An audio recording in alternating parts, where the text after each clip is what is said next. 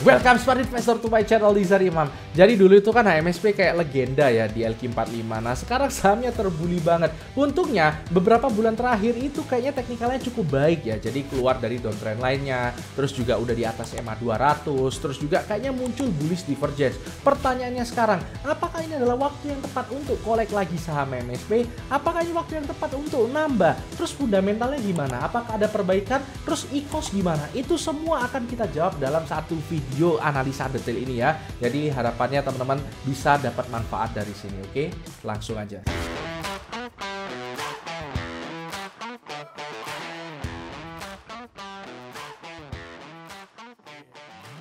Jadi kita kalau ngomongin rokok ini kan inelastis ya, artinya candu. Pertanyaannya, rokok apa yang sebenarnya paling candu di Indonesia ini? Rokok apa yang sebenarnya market share-nya paling besar di Indonesia ini? Kalau dulu itu memang HMSP ya, tapi apakah setelah terjadi corona, terjadi krisis, terjadi inflasi, masih HMSP yang bercokol paling atas sebagai puncak market share? Nah kayaknya enggak dulu deh, kita harus lihat dulu. Karena market share dari HMSP sekarang itu tinggal 28%. Ini bahkan turun dari tahun lalu yang sebesar 0,8% penurunannya. Dibandingkan dengan rokok sebelah yang kita sebut sebagai GGRM, ini malah tiap tahun naik market share-nya. Jadi wajar ya, karena GGRM itu lebih merakyat dibandingkan HMSP. Ini terbukti kok, karena HMSP itu malah naik market share-nya, tapi kalau di bagian rokok-rokok golongan 1. Kalau overall rokok, ini malah HMSP turun market share-nya. Jadi kesimpulannya, di bagian ini, market share dari HMSP itu sedang kalah ya. Kompetisinya tuh lagi kalah dibandingkan rokok sebelah.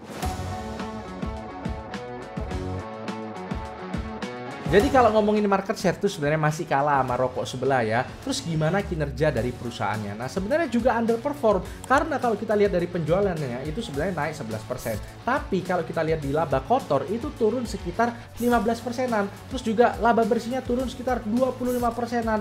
Nah ini akibat apa? Akibat yang nggak lain nggak bukan karena cukai ya. Kita lihat di COGS ya, atau beban pokok penjualan. Kita bisa lihat 74% dari beban itu berasal dari beban cukai. Nah masalahnya cukai ini naik sekitar 20-an%. Ya ini akhirnya ngehantem HMSP banget di marginnya. Kita bisa lihat GPM itu turun dari 20%-an jadi cuma tinggal 16%. OPM juga tinggal 9%.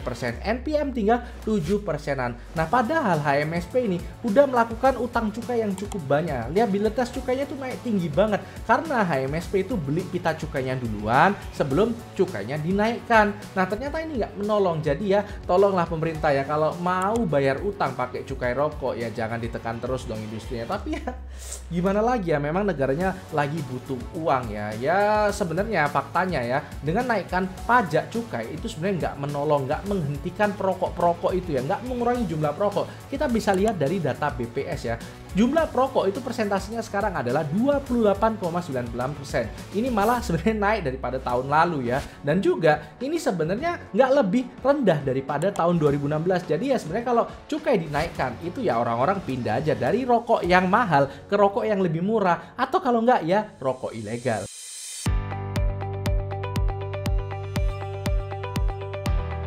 Saya tahu ya sebagian yang nyangkut di sini itu mungkin berharap dari dividen sebagai hiburan ya, sebagai pengganti waktu tunggu. Nah pertanyaan sekarang, apakah dividen masih bisa diandalkan? Nah kalau misalnya kita lihat beberapa tahun terakhir itu memang HMSP dividennya itu DPS-nya sekitar 100-an. Sekarang yang terbaru, berita terbaru tuh menunjukkan dividen dari HMSP sekitar 63,3 ya. Jadi memang udah kayaknya makin tahun tuh makin mengecil. Kita nggak bisa dapat hiburan lebih banyak lagi dari dividen ya, karena ya ini sebenarnya sudah 100% DPR-nya. Kita nggak bisa berharap lebih lagi. Kalau kita berharap lebih lagi, ekuitasnya yang bakalan tergerus. Malah kalau bisa saya tuh berharap dividennya dikurangi aja buat modal bikin pabrik e-cost lagi. Nah ini kan yang ditunggu-tunggu kan, pembahasan tentang e-cost. Apakah bisa menyelamatkan saham ini atau tidak? Kita bahas di chapter berikutnya. Saya inget banget ya, dulu tuh kayaknya ngerokok keren banget. Bahkan saya tuh ngerokok cuma buat dapet cewek ya. Apalagi iklannya itu kayak petualang, terus pakai topi koboi, keren banget gitu. Nah sekarang ngerokok itu kayak nggak keren lagi ya. Nah e-cost itu bisa berhasil atau tidak kalau dia bisa bikin ngerokok kembali keren atau tidak. Namanya aja udah keren ya, e-cost, I quit original smoking ya. Nah kalau misalnya secara hitung-hitungan angka aja itu sebenarnya memang potensial banget ya. Kita lihat ya, PM itu bilang kalau pendapatannya sekarang itu 23%-an itu berasal dari e-cost. Dan target nanti 5 tahun ke depan itu IQOS tuh udah menyumbang sekitar 50%-an untuk pendapatan Philip Morris internasional ya. Nah di Indonesia sendiri gimana? Di Indonesia itu sekarang Sampurna udah invest sekitar 166 juta US dollar untuk pabrik IQOS di Karawang yang nanti bakalan rampung di akhir tahun 2022. Dan sambil menunggu itu, HMSP ini nggak diem aja ya. Jadi dia juga mengembangkan komunitas IQOS Club Indonesia yang sekarang anggotanya udah ada 60 ribuan orang dan juga ada 78 outlet di seluruh Indonesia sekarang ya. Tapi pertanyaannya, apakah nanti kalau memang beneran selesai bisa jadi game changer untuk industri ini? Ya syaratnya menurut saya cuma 3 ya. Yang pertama, ini harus dipakai massal ya, jadi harus murah. Yang kedua, harus bisa merubah kebiasaan orang Indonesia yang ngerokok itu pakai asap. Karena terus terang aja saya masih bingung kalau ngerokok nggak pakai asap ya. IQOS ini kan cuma diangetin aja katanya rokoknya ya. Itu bisa menstimulus tembakaunya. Bahkan diklaim lebih sehat dari vape ya yang pakai zat-zat kimia. Nah, yang ketiga itu harus bikin ngerokok keren lagi. Kalau misalnya 3 ini nggak ada, kayaknya susah ya dipakai secara massal ya.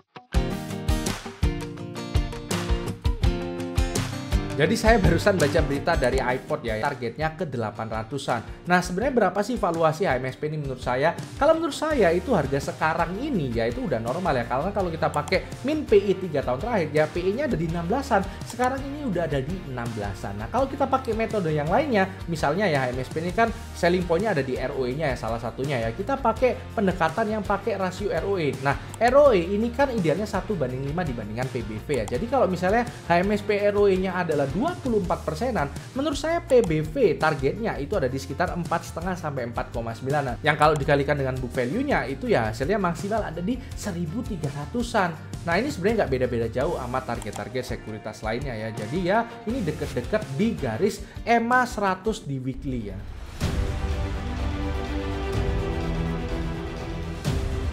Kesimpulannya gimana? Jadi kalau secara fundamental itu memang masih berat banget ya. Apalagi kalau negara BU itu pasti cukai akan dinaikkan lagi ya. Nah masalahnya kalau cukai naik ini ya harga rokok makin mahal. Sedangkan di saat sekarang itu kondisi ekonomi orang-orang sedang tidak baik-baik saja. Ada krisis, ada inflasi dan segala macam. Ya akhirnya mereka akan bergeser ke rokok yang mungkin lebih merakyat ya. Sekali lagi ya, nggak berhenti merokok tapi cuma pindah ke rokok yang lebih merakyat ya. Ya apalagi IQOS itu juga kayaknya kan belum tentu berhasil juga ya. Jadi kalau misalnya ada orang yang nggak kuat ngehold saham di sini, mau CL itu saya wajar banget, makhluk banget. Mungkin sedikit tips buat yang mau CL di sini ya. Jadi CL-nya tuh pelan-pelan aja, dapat dividen di CL sesuai dengan dividen yang didapat. Kayak gitu aja pelan-pelan sambil nungguin harganya mungkin kembali ya. Nah buat yang ngehold gimana? Yang buat ngehold ya setidaknya sabar sampai ya ganti pemerintahan yang dimana mungkin pemerintah baru itu lebih berpihak kepada industri ini, atau mungkin bisa nunggu sampai IQOS pabriknya selesai dan kita lihat perkembangan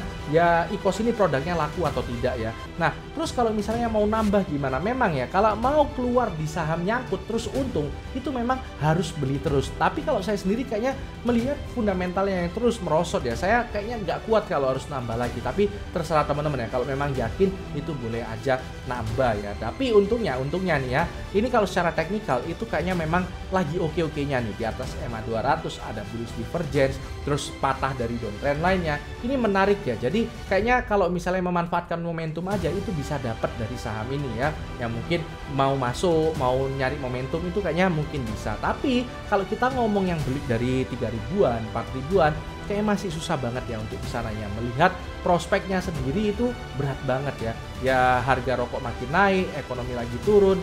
Ya sorry to say ya, fundamentalnya cukup mengecewakan di kuartal 1 tahun ini.